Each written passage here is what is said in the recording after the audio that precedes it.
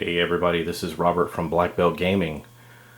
I'm ready to start my first playthrough of the newest Dungeons & Dragons Adventure System board game, The Temple of Elemental Evil. Well, since I'm kind of doing my thing here and attempting a blind playthrough, that means I've never played this game before or a particular scenario before. I'm trying to familiarize myself with the setting. And what I can gather is there are different cults based around these elementals, these forces like earth, wind, fire, water, and these different princes of the elemental evil. They reside on distant planes that are far removed from Faerun, which is the land where the adventure takes place. But some crazy mortals have acquired the means to reach out to these dark powers and offer them their devotion. And so they've sort of empowered these individuals, these power-hungry mortals, or some of the other weak-willed individuals, and given them this special power and given them a command to wreak havoc in their names. So we're basically going to be adventurers trying to take on the cult of the Howling Fury. I'm assuming that's maybe the wind or the air elemental. The cult of the Black Earth, earth elemental. The cult of the Eternal Flame, fire elemental. Then the cult of the Crushing Wave, the water elemental. So the cults hide behind this thin veneer of respectability, but savvy heroes can see them for the power-mad lunatics the cultists truly are. So there's a small town, Red Larch, I believe it's called, and it's seen some strange and unnatural things happen, and these powers are threatening the region. And the heroes have come together to try to stop this evil from spreading, but not everything is going according to plan. Well, it says when you're playing this adventure, you need to start with cards 1 through 145, and additional cards are added as you play along through the campaign. And I think this game is specifically designed, unlike the previous versions, to be played one adventure right after the other. Alright, so following the recommendation of the book here, I've got Alaros the Human Fighter. He fights with the Lord's Alliance to redeem the name of House Margaster. Armor class 17, hit points 10, speed is 6, surge value is 5.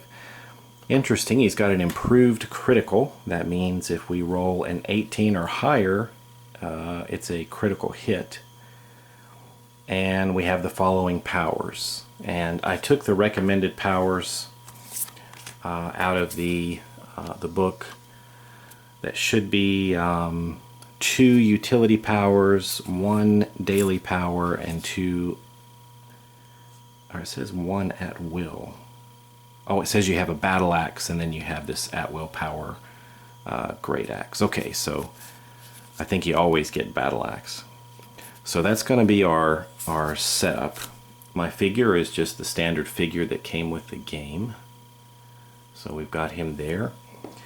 And then we have cards the rest of the cards through 145. We've got our monsters. And we've got these encounter cards that we need to shuffle. And our treasure cards. So let me shuffle those up and start setting up the adventure. Adventure 1, Escape. What happened? The last thing you remember. Betrayal. An ambushed. Crazed maniacs wearing robes of stone or fire. It's all hazy now, but one thing you recall with certainty. The acid burning through the flesh of your friends. You had come to the somber hills because of the rumors. The whispers of fire in the sky, rumblings in the earth, voices on the wind. The locals whispered of disappearances of anyone who wandered into the countryside. You and your companions felt compelled to act. If only you'd been more prepared. Alright, we've got a clear objective here. Battle any threats that manifest and escape from the dungeon. This can be played from 1 to 5 heroes. We're going to be playing a single hero. And it said if this is your first time, take Alaros as your player character. Once you become more experienced, you can try some of the other adventurers. Alright everybody, we're set up and ready to go. We're starting on this massacre site.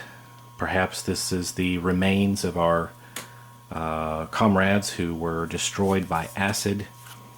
We've got some potential traps surrounding us in this direction, this direction. This is clear this way, it looks like.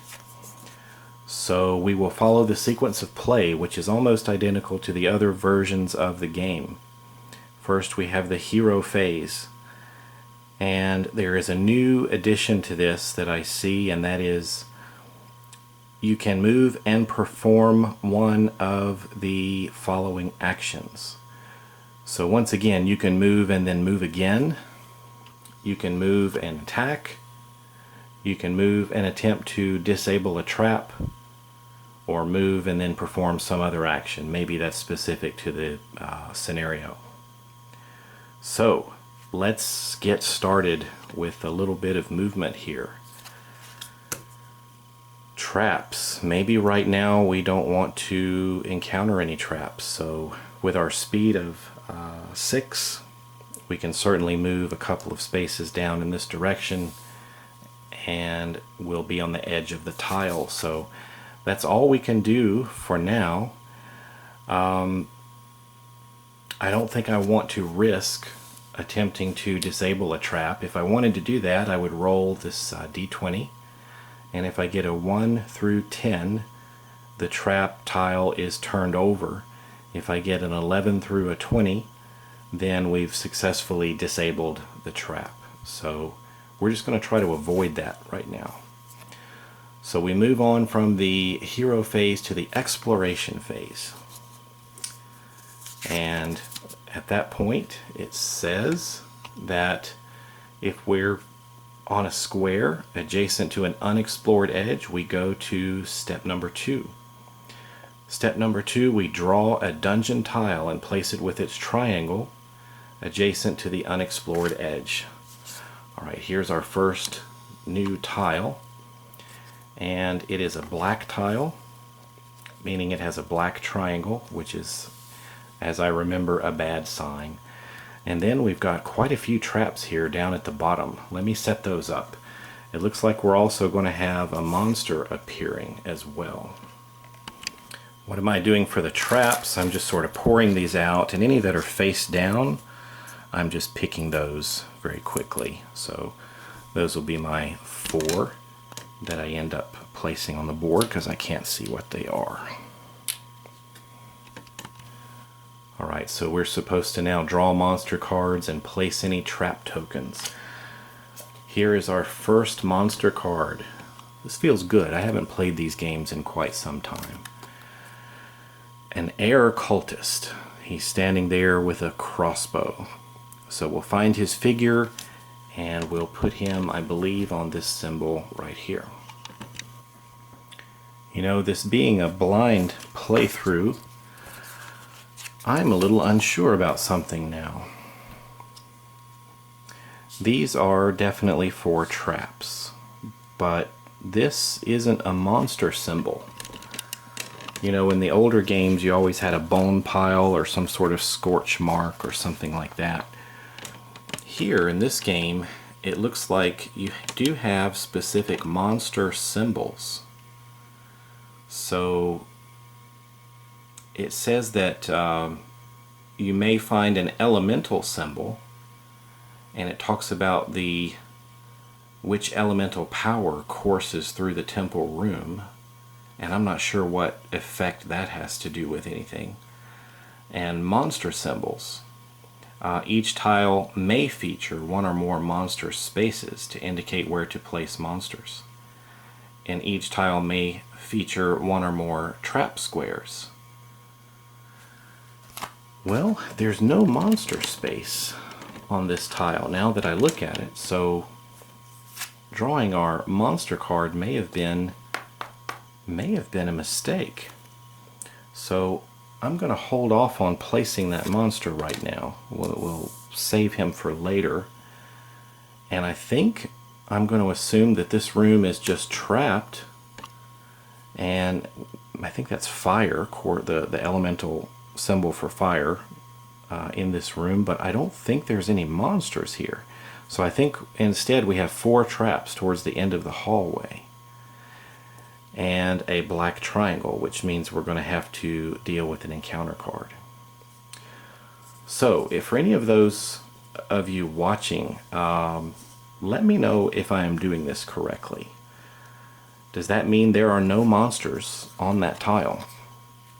I'm going to assume now, without the monster symbol, that there aren't. So we're going to continue on here, and I think we're going to go to moving on to the next step, which is, if you placed a tile with a black triangle, draw an encounter card. So let's do that instead. Our encounter card is a hailstorm.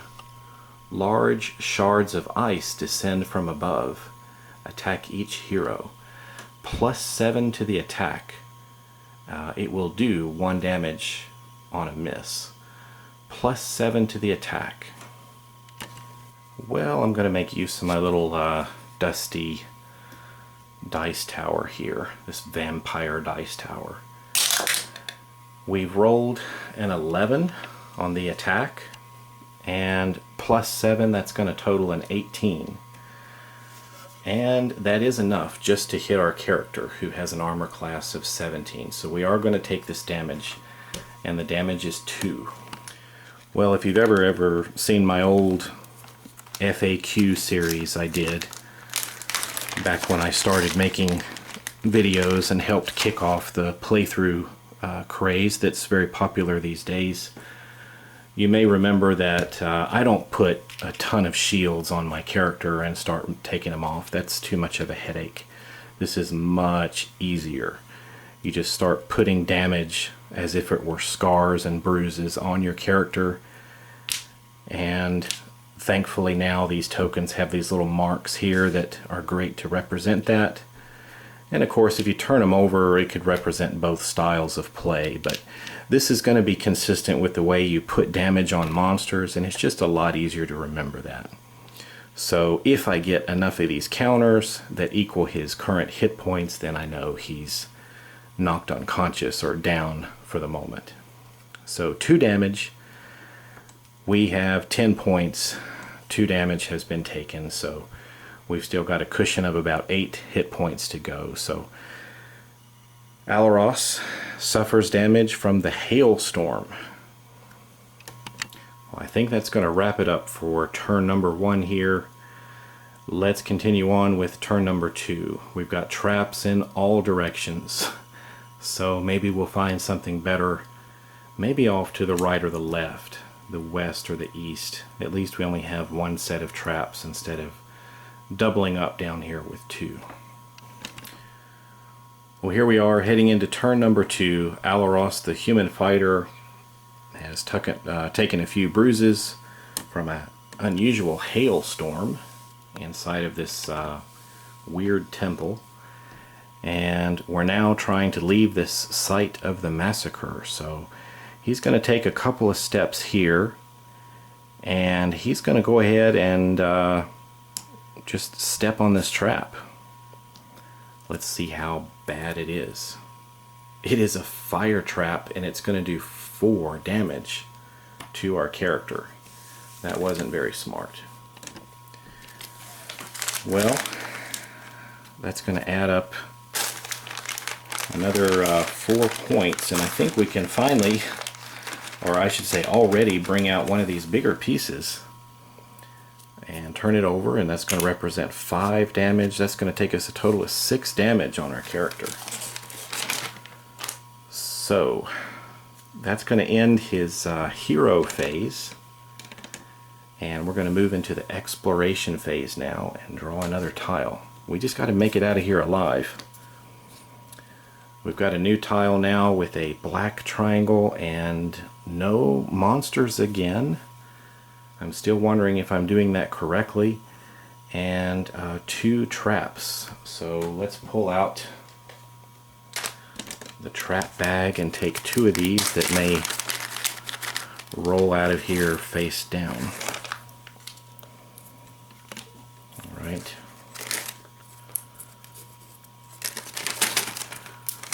So more traps, and we are facing an encounter. So we move down to the villain phase, and we draw our next encounter card, which is Cursed Item. The cultists add self-destructive items to their treasure just in case. Your hero takes 1 damage for each treasure card you control, unless you discard 1 item treasure card. Well, lucky for us, we don't have one. So I believe we can simply discard this card at this time, and that's not going to hurt us for now. Now, here's another interesting point with characters. In the other versions of this game, you started with a treasure. But nowhere in the setup rules did I see that we start with a treasure card in our inventory. We just start with our character cards, you know, this list right here. So let me know if I've missed that, but I don't believe that Alaros starts with any sort of treasure card with him at the beginning. And once again, that's a change from other editions of the game.